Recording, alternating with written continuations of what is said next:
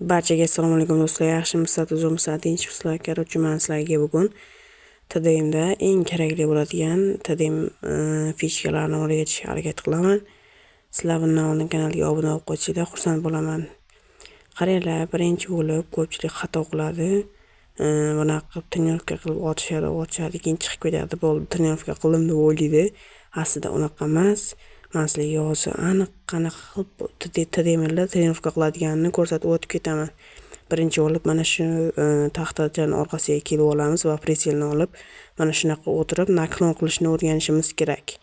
Keyin esa ozgina qo'limiz o'rganishgandan keyin otib mana shunaqa qilib o'rgataman. Qaranglar, hozir men sizlarga qaysi nastroykalar ko'proq ishlatilishini, ko'rinmas nastroyka maniki, o'shani ko'rinadigan qilib ko'rsataman mana shu turishni nastroyka qilib olsanglar, manikiga o'xshatib, o'zingizlarga qulay qilib oson naklon qilasizlar.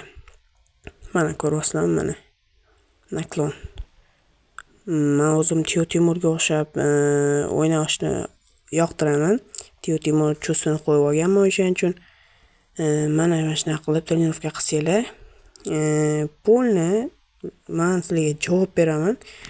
Bo'yni qanaqa, boshi ozgina ko'rinadimi, o'g'iladimi, bo'g'iladimi, qanaqa 90 fps, 120 fps, 60 fps hammasini yopasizlar. Men o'rgatgan mana shunaqa turnirlarni, mana shunaqa turnirlarda mana shunaqa yutasizlar. Men o'rgatgan narsalarda polni yutasizlar. Mana chap yoqga ham mana shunaqa trenirovka qilsanglar, mana faqat hit tegadi. Faqat bu trenirovkalar emas, men sizlarga har kuni mana shunaqa trenirovka TDM uchun fichkalarni chiqarishga harakat qilaman. Xo'p, endi ikkinchi yerimiz mana shu bu ham trenirovkada mana shu joyga kelib, o'zi mana shunaqa qilib o'tirib, mana shunaqa otishni o'rganishingiz kerak. Boyagi uzoqdan naklon qilish, bu esa yaqindan full open naklon qilishish. Bu sizlarga ko'proq kerak bo'ladi. TDMda o'zi hamma narsa ko'proq kerak bo'ladi. Hali bundan ham qiyin narsa bor. Bu osonroq. Bundan ham qiyini bu jo'stiklarni to'g'ri tayyorlab olishingiz kerak bo'ladi. Hali bunaqa ham trenirovka qilsanglar kerak bo'ladi.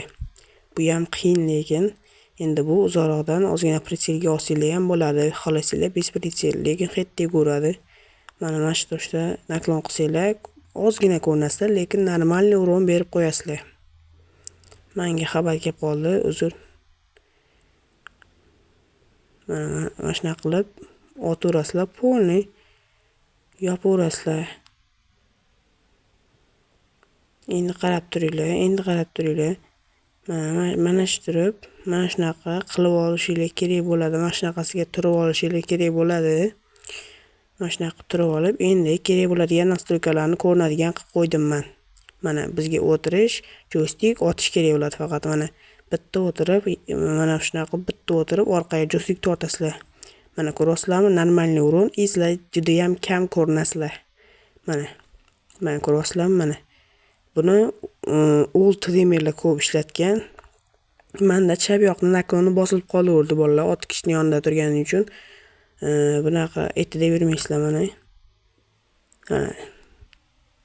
Mana ko'ryapsizlarmi? Normalniy hit bizani zalyotimizda normalniy o'sha beryapti. O'tirib turishni bosmasanglar bo'lmaydi. Zalyotinglar ko'tarilib ketsa, umuman o'ynay olmaysizlar. Mana shunaqa qilib men sizlarga buni sekinlashtirgan kadrni ham ko'rsataman hozir. Xo'p, bolalar, bo'lmasa sizlarga sekinlashtirgan kadrda ko'rsatib beraman. Qaranglar. Birinchi joystik, ikkinchi o'tirgich bosamiz, uchinchi esa o'q otib, joystik bilan yana joyiga qaytamiz. Bu sekinlashtirilgan kadr bolalar. Xuddi mana shu turishda trenirovka qilsanglar, protivniklarni kallasini portlatib yuborasizlar. Shu bilan videomiz ham o'z nihoyasiga yetmoqda. Shuncha mehnatimni qadrlagan holda videoga like bosib, kanalga obuna bo'lib qo'yish esingizdan chiqmasin. Bunaqa videolar hali kanalimda ko'p chiqadi. O'shaning uchun obuna bo'lishni unutmang.